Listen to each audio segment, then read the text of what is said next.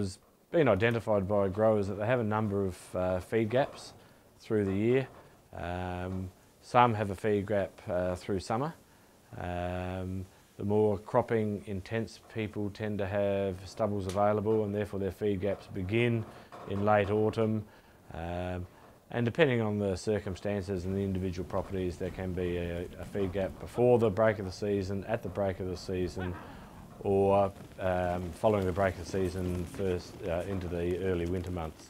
What we're trying to achieve in the trials that we're conducting are to look at a range of annuals that can be sown to fill those feed gaps, but also investigating biennial and perennial options and comparing them with the annuals as well.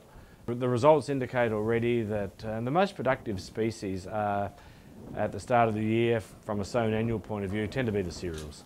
So sown cereal, and in some cases farmers have been right all the way along, I suppose, that self-regenerated cereals form pretty good pastures.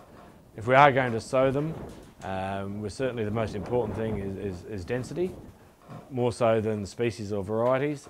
Although there are some definite trends that we would say barley is perhaps produces more dry matter early than triticale, oats and wheat. And within those barley varieties, there are some that are standouts. Early winter, once again, the cereals are useful, but some of the annual ryegrasses, especially the tetraploid ryegrasses, come into their own. Other pastures such as canola or fodder brassicas become useful at that time of the year, and we start to see some of the legumes and alternative fodders become very, very useful in what they can produce.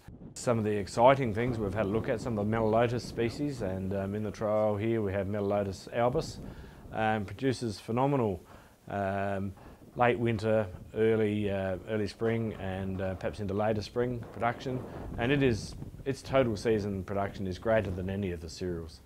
We have some pretty impressive performances from some of the clovers, even though they don't grow at all well at the start of the season or in early winter.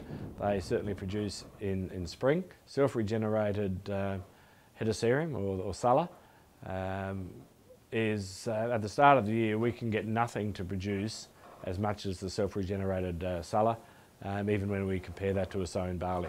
So while there might be some downsides with some of these biennials and perennials in their year of establishment, they can really be powerful producers in the second year.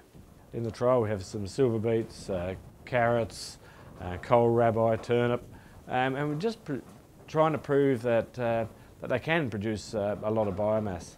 The sugar beets and fodder beets in particular, I think in previous years we've had production of both tops and tubers of those in the order of 14 to 20 tonne of the hectare. So when you compare that to the 3 tonne or 4 tonne we may be getting from some of the species that we've been growing for a long, long time, we believe there's a lot that we can look forward to.